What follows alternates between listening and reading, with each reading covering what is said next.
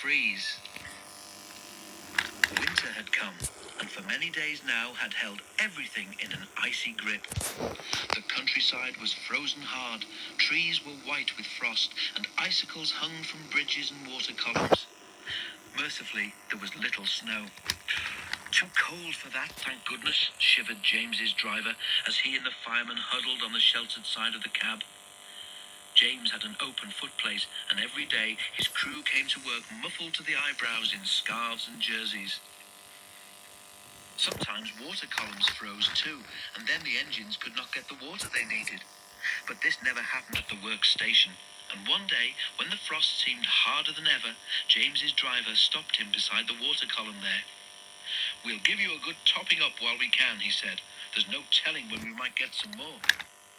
James shivered as the icy water cascaded into his tender, but he knew his driver was right. They filled James's tank to the brim because the fireman forgot to tell the driver to turn the tap off. Water overflowed onto James's tender, making him shiver again.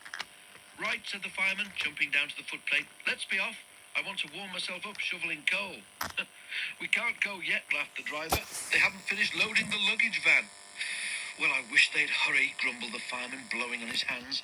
"I'm frozen from standing on that tender." All engines have a tap called an injector. It allows the driver or fireman to transfer water from the tender to the boiler, and is very important. Without it, the water level in the boiler could become too low to make steam properly. They had not gone far before James felt thirsty.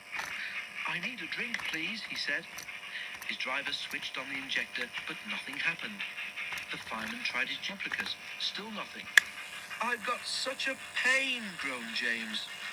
"Your injector's failed," said his driver. "Blockage in the pipe, most likely. We'll have to stop and deal with your fire. Can't go on without water."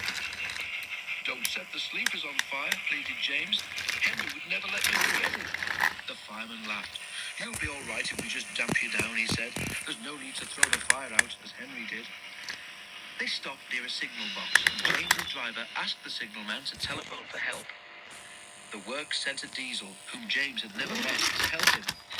"Rescued by a diesel," he snorted disgustedly. "It's degrading. I won't go." But he soon changed his mind, because now that his fire was down, his boiler was cooling, and he could feel the icy wind. The diesel was friendly. James was quiet at first, but by the time they reached the works, the diesel had won him over, and the two of them were chatting like old friends. At the works, James's fireman climbed onto the tender.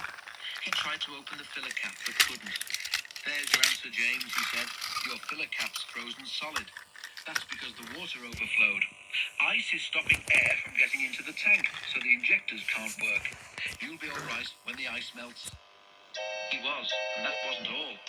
Thanks to his new friend from the works, even James now admits that diesels can be useful engines too.